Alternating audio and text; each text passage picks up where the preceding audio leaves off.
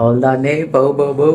இப்போ நான் வந்து ஜனநாயகன் படத்துக்கு போகிறேன். அதுக்கு வந்துட்டு கிளம்பிட்டேன். ஓகேங்களா, இந்த கெட் ரெடி வித் மீன்னு வாங்கல, அதுமாரி வந்துட்டு கிளம்பியாச்சு. பிளாக் பேண்ட்டு, அது பேண்ட்டு தெரியாது. சரி, ஓகே, பரவாயில்ல.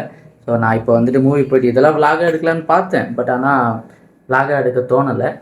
ஸோ அவ்வளோதான். ஹாய் மேன், இப்போ தான் வந்து படம் பார்த்து முடிச்சுட்டு வீட்டுக்கு வந்தேன்.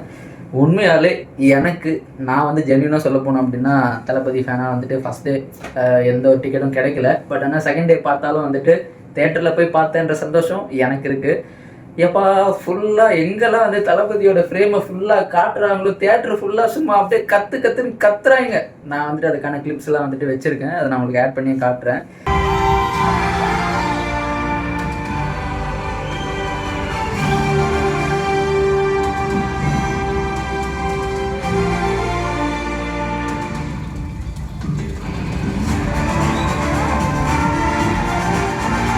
பா, எனக்கு இன்னும் அந்த வைப் அப்படியே இருக்கு.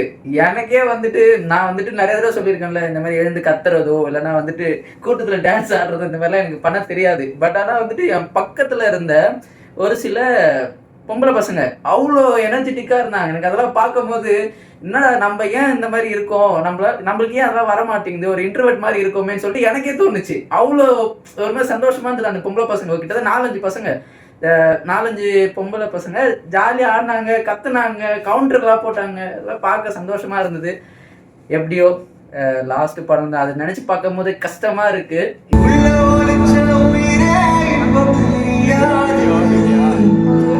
இருந்தாலுமே வந்துட்டு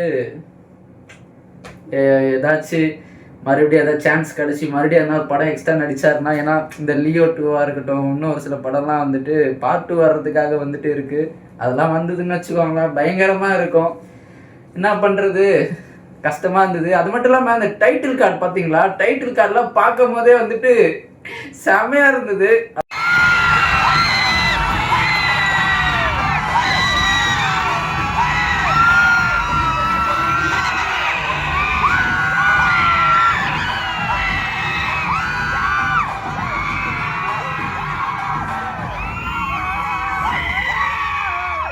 அதெல்லாம் பார்க்கும் போது அவ்வளோ ஃபயராக இருந்தது.